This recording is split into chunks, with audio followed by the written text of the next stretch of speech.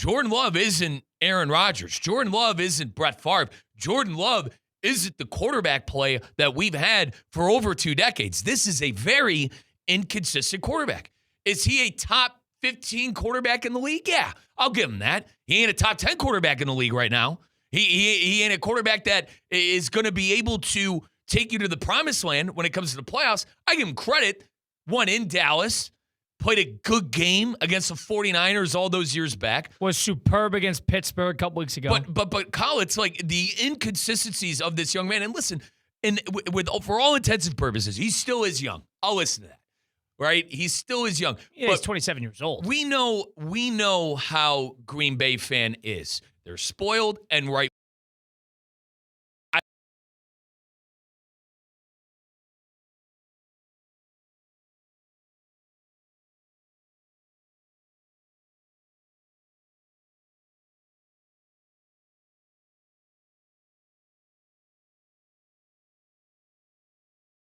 It's true, Kyle. And, please hand back that preseason Lombardi. Hand it back, because I was tired of hearing how Micah Parsons was the greatest player in NFL history before the season. I mean, Matt LaFleur, who's been there for a while, keep that in mind. Everybody's wondering about him winning a big game. Fine. He's 72-36-1 in his career with the Green Bay Packers over 110 games. He is 72-36-1. He has been under 500 in the later part of the season just one time since he's been there. And he started his career with Green Bay as a 40-year-old, going 13-3, 13-3, and then 13-4 in the Aaron Rodgers, the dynamite seasons they had in the early part when Rodgers won 2 straight MVPs. Now we're sitting there thinking, oh boy, what are we going to do with LaFleur? Because I don't know if it's too early to say. They could still figure it out. Obviously, they still have to play the Bears, and the Bears are ahead of them technically in the standings. The Packers don't have an impossible schedule. Because they still have to deal with the Vikings. They still have to play the Ravens. But they got the Giants. It's not impossible. It's not the worst schedule I've ever seen. And you're looking at, for them, probably 10, 11 wins, 10, 11 safely to get you into the postseason. But clock's ticking here.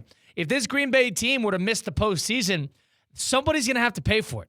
And I don't know what they're going to do in terms of making a move, because everything the Packers showed you up until this point showed you that, hey, the front office is actually leaning into the fact that this is the year. And they got Parsons. They got Xavier McKinney last year as the safety from the Giants. They got Josh Jacobs. I mean, they were able to draft the first-round receiver in Matthew Golden from Texas. They weren't afraid to let Christian Watson go. They got about 100 receivers.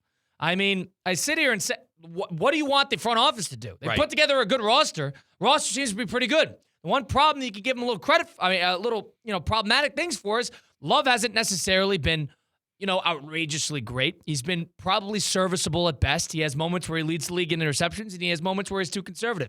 Do you want to chalk that up to LaFleur, or do you want to chalk that up to Love? Now, the problem is, I don't think it's one or the other's fault. I think both of their hands are in this sort of jar of failure. Good, because that was my next question. How much is on the quarterback? Everyone's on LaFleur, and he's the easy target. Yesterday was Love. Even Aikman would say it on the broadcast. He said he missed some players here and there. Agreed. Last week was on LaFleur, because LaFleur was conservative throughout the entire first half. Is it crazy to say that this is eventually heading to the Packers having to decide between one or the other? And I think they're going to keep the quarterback. Because they have to. They have to. He's under contract. You gave him all that money, and you don't want to admit you're wrong. That would be Gutekunst and the people who are evaluating the players admitting they were wrong. And that's why I go all the way back to when they gave Jordan Love the kitchen sink. It's like, man, listen, you had playoff success. You won a game, but listen, you beat the Cowboys. And for people that listen, I love Jerry Jones. This isn't me picking on the Cowboys. The Cowboys haven't won a big game in your lifetime. Colin, you're 23 years old. The Cowboys have never won a big game. So you're going to throw him a birthday party and give him all the money, all of Midas's gold, because he beat the Cowboys in a playoff game? I thought it was premature at the time. I really did. But I thought maybe you let him play out another year. I understand, and we talk about this all the time. It's like the chicken or the egg in the sense of, would you rather figure this out now, give him the money so you don't have to worry about it? I think the issues start to rise when you aren't living up to the contract. When people kept saying in the offseason, you're a Micah Parsons away from competing for a Super Bowl.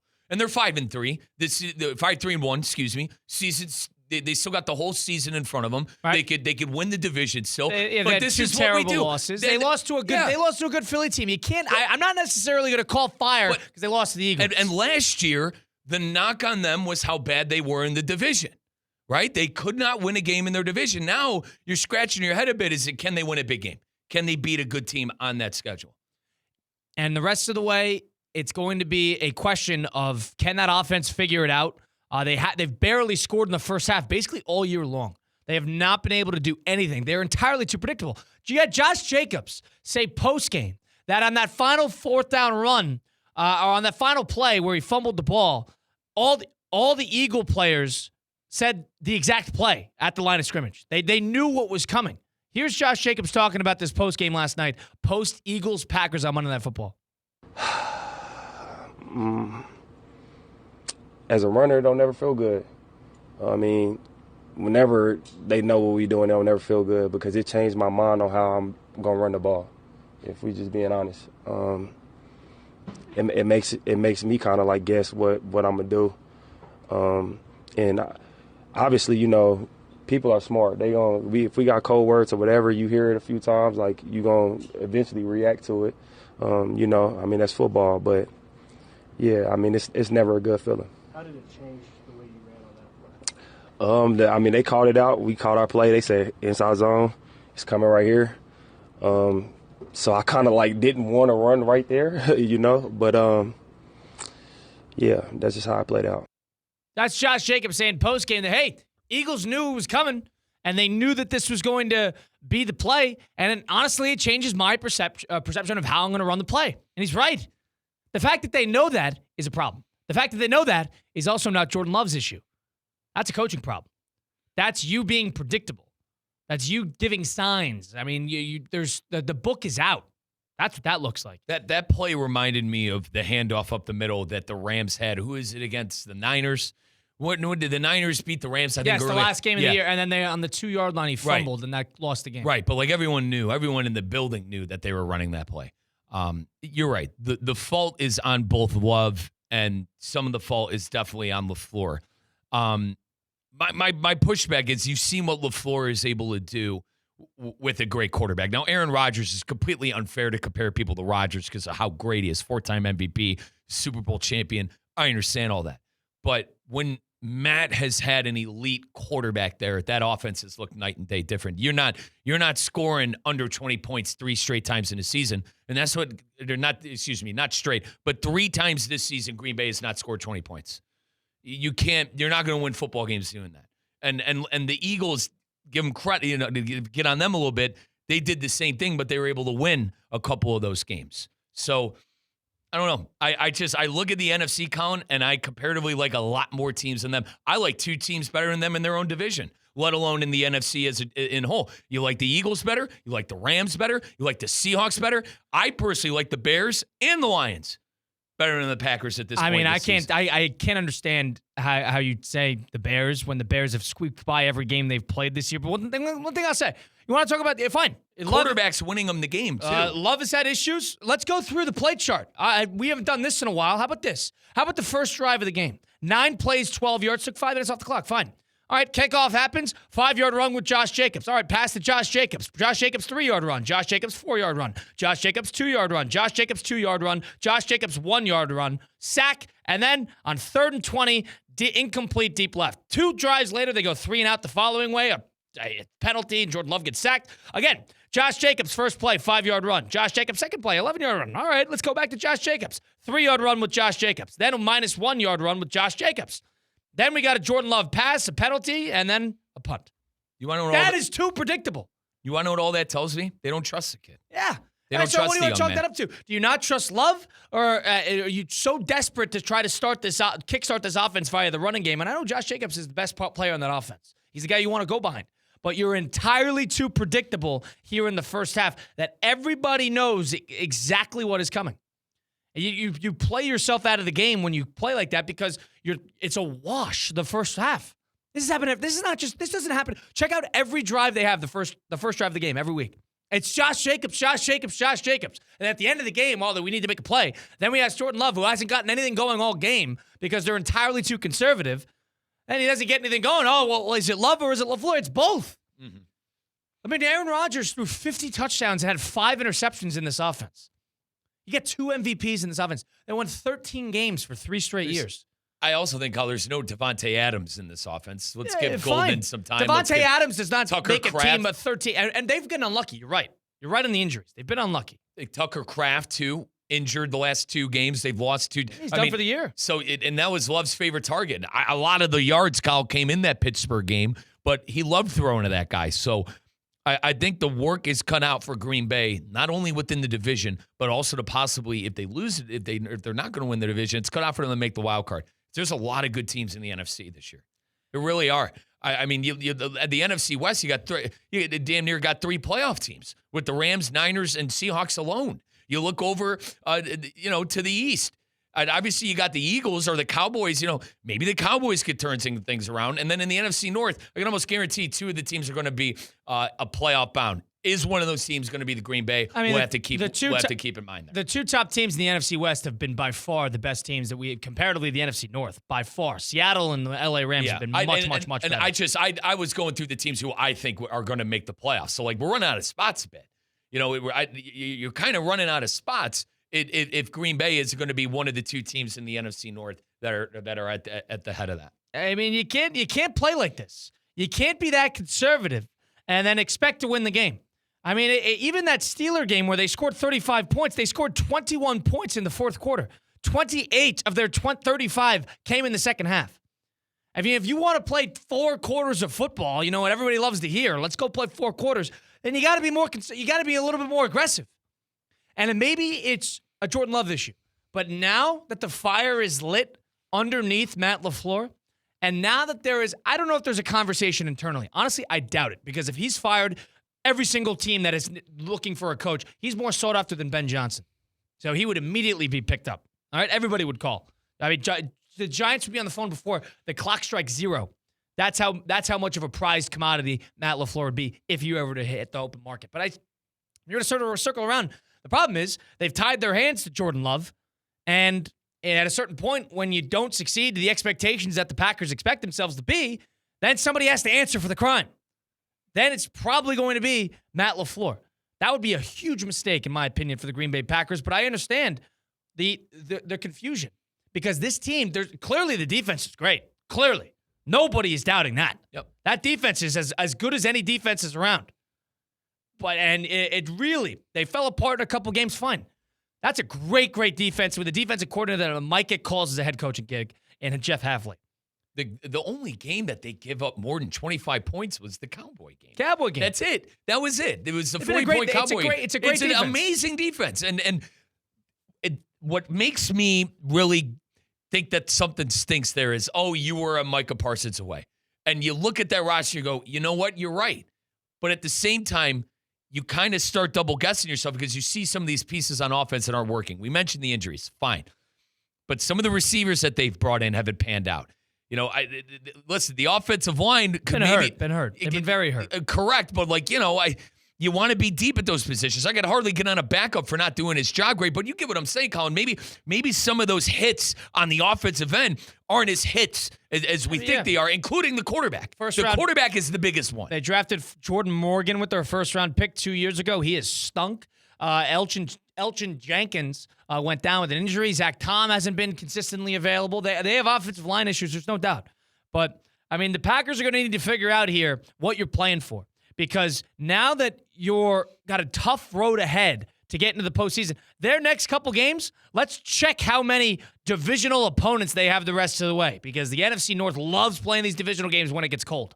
They got the Giants next week. All right, fine. Still on the road. But after that, Vikings, Lions, Bears consecutively. Then they're going 2 Mile High to play the Broncos. Then you get the Bears again. Ravens, who are likely going to be in the playoff mix. And then the Vikings again. And then the Bears, and then the Vikings. I mean, come on. You're playing every single team, essentially. You had every single divisional game except for the Lions. If I'm the Packers, you need to figure out what type of team you want to be. And I had the over, so I just get in the game. What is it? Oh, yeah, you didn't get 9. You got 9.5. It was supposed to be 9.5. I got 10.5. There you go. So you need I was telling people at Machu Picchu in July to take over 9.5, and I still think they're going to get that. 10.5, we're going to have a discussion. This is going to be a tough get. I needed yesterday. I can't but Matthew Golden, the first round, he doesn't have a touchdown. Colin, you've seen how many times have we seen first round wide? Look at Emeka Ibuka on the other end. This kid doesn't have a touchdown yet. He doesn't have 300 yards. It's a bizarre way to run their offense because there is just so many. There's a lot of players. It's a committee, and they rotate them just entirely too much. Nobody gets into a flow or a rhythm. And Love, I mean, we saw look at last week with the Carolina Panthers. He had 2 passes that were some of the worst passes I've seen an NFL quarterback throw this year. And that interception and the interception that was dropped in the end zone. I mean, Jordan Love is by far without blame, too. They're both a problem. But if you're the Green Bay Packers, you're going to have to sit here and now discuss, all right, do we have to decide one, both, or none? As in terms of the head coach and the quarterback. And the problem is, quarterback's making a whole lot of money. Is this an overreaction? Is this total overreaction? Okay. I do. Because I like LaFleur. I mean, too. What? He's one of I do 3 coaches that have not had playoff success in the entire NFL? You mentioned how hot of a commodity he would be. He would be signed in an instant. Partner, I would be leading the bandwagon for my team. The Browns would call him. The Giants would call him. All the Titans would call him. Yep. He'd have his pick of the litter. Correct. He could go wherever the hell he wants. And he would be able to decide general manager. He'd run the team wherever he'd go next. And people have issues with him. He's too conservative. He's playing scared. If you're trying to protect Love, because we know Love can have injury issues on a bad day, fine. But if we really want to figure out what the best move for the Packers is, it's open it up. So, Kyle, we went back and forth on this for 23 minutes. You want to know what I've dumbed it down to for myself, what I think the problem is. It's the quarterback. For me, it's the quarterback. And Mike Tannenbaum, who joins our show, he's an NFL insider for ESPN, former general manager, knows 10 times more football than I ever will. But he loves Love. There are a ton of people around the league who love Jordan Love. I'm not one of those people. I thought the contract they gave it was way too early, and he's too inconsistent for my liking. And even in some of the big games that he has, this is me nitpicking, but like the Steeler game, he threw to Tucker Kraft the whole game. Steelers had covered the friggin' tight end. He was great in that game. I'm going to give him credit. He was great. But it's like that was one of the better games I've seen him play.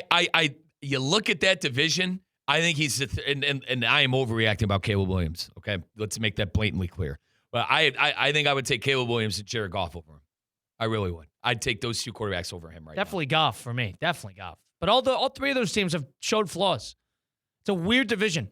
I don't know if I would take a team today, and I love the Lions. I think the Lions are so well put together, but for some reason they just haven't. They've been a little inconsistent in terms of clicking. And the reason to go back to the whole quarterback thing, the reason I think the quarterback is the issue is because you've seen what LaFleur can do with Rodgers. Tell me if I'm wrong, if that's an unfair comparison, fine. I mean, now you got to make the discussion. The thing you got to say. Those offenses were unbelievable. Rodgers had his best years under LaFleur. LaFleur had his best years under Rodgers. It might have been a marriage thing more so than it actually, because, Rodgers was good, and we know how great he was under McCarthy in his prime of his career, but he had a resurgence. He was 38 years old. He had a resurgence under LaFleur. And then all of a sudden you go to Love, and you've had highs and you had lows.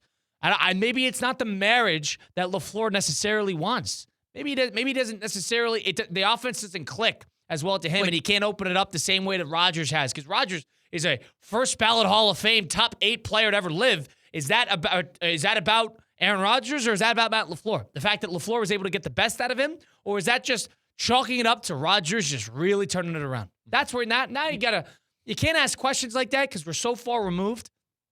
But you got to give LaFleur a little credit for getting the best out of Rodgers. I do, and that's why I think he just doesn't trust the quarterback.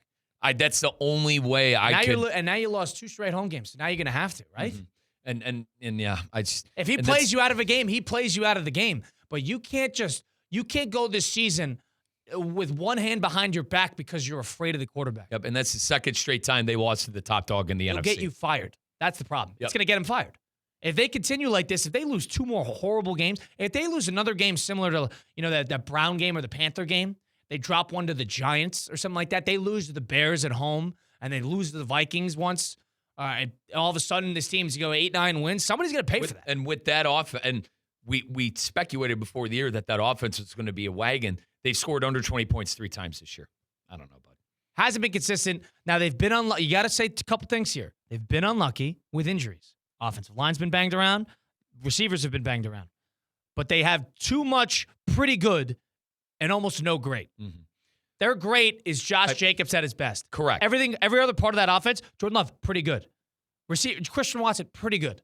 Jaden Reed, been pretty good. Romeo Doubs, pretty good. Health too with the receivers. Right. Watson's been the injured. offensive line, they've been hurt, pretty good. There's not a lot of great. Defense, great. Front seven, great. Make plays. I feel like they drafted the young receiver to be great. Yeah, it's too early. You can't put it all on him. It's a receiver. The reason I'm on that, Kyle, the reason I'm still on that, too many times I've seen first-round receivers immediately figure out in the league. Way too many times. We have too many to kind of give him a pass there. I think it's on the quarterback. I don't think it's on the young receiver. I think it's on the damn quarterback. I mean, hold on. You can't blame.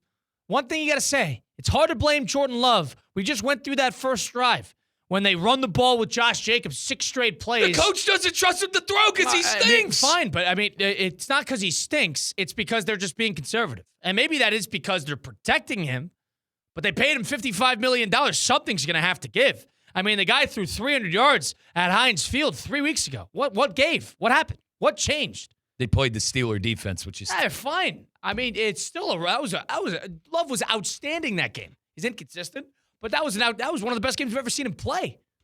Maybe the best game of his career. And then you followed up with that? Inconsistent. Disappointed in the Packers. And I don't know if they're going to make a drastic decision because it's not the Packer way. They're not the type to panic. They'll give him to every last drop. Everybody knows that LaFleur would be a hot commodity. I'm sure the Packers do if they were to move on. But something will have to give because this is a win-now team where you've invested a whole lot of capital and resources into making it work. It's not going to work. If it doesn't work this year, doesn't work next year, what are we talking about here? Everybody else, Bears are getting better. Lions are still going to be great. Packers have been 1 foot in, 1 foot out for about 3 years. That's the problem.